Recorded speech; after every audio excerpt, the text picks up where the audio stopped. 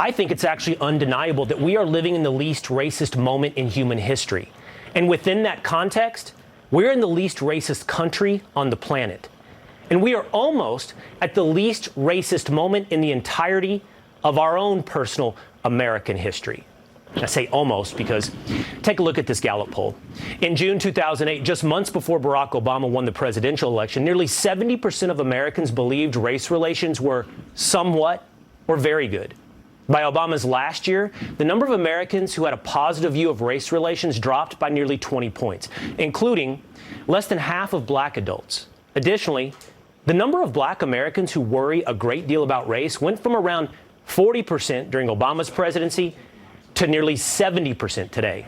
What's up, everybody? Major Retired Richard Ojeda here, and Fox host Will Cain accused President Biden of worsening race relations using poll information that's a decade old. On a recent episode of Fox News Tonight, one of the channel's newer talking hemorrhoids launched into delusional rant about race relations in America being made worse by President Obama and that President Biden is now pushing us into a race war.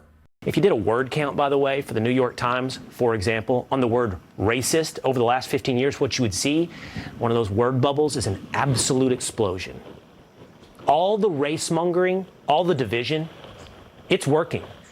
Just over a decade ago, we were headed to that moment of judging each other according to the content of our character and not the color of our skin.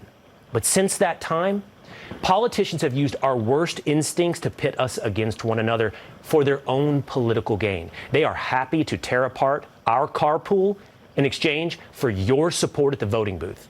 Cain skipped over the Trump administration completely in his one-sided rambling. Cain said that just over a decade ago, we were headed to that moment of judging each other according to the content of our character and not the color of our skin.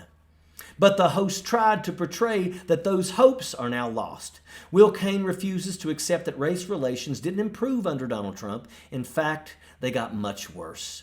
Telling lies, creating boogeymen, reinforcing tribes. Joe Biden will divide us. He'll tear us down. He'll fill us with hate for his own gain, for power. America's first black president was followed by an orange jackaloon that tried to undo all of the progress made by the Obama administration. A birther movement candidate that was happy to receive the backing of white nationalists and Christian fascists, Donald Trump's administration can easily be portrayed as pushing America back 50 years into racial regression. Why is this happening? Why do politicians insist on dividing us and seemingly pushing us toward a race war? You know, you look, inflation's running rampant. You've got wokeism in schools. You've got crime at all-time highs. You've got, illegal immigrants, the totally open border. You've got China on the march. And that has nothing to do with race. And the idea that he brought up white supremacy goes back to exactly what you said. It started with Obama. Now it's with Biden. The leftists insert race into everything. And all that does is pit people against each other, and it doesn't allow us to get to any solutions. So their answer to everything is to blame everybody else for being racist, but not them. And we see how that's played out. Trump administration left black businesses in bad situations. Over 90% of black-owned small businesses that applied for PPP funding were denied. When Trump took office, he dismantled the pandemic response unit created under the Obama-Biden administration. This hit black communities hard during COVID-19. Many people died unnecessarily. The Fox episode lost all touch with reality when Nikki Haley was brought on to give her opinion on Will Cain's limp assertions. Haley regurgitated the same moronic garbage, making false accusations towards President Biden.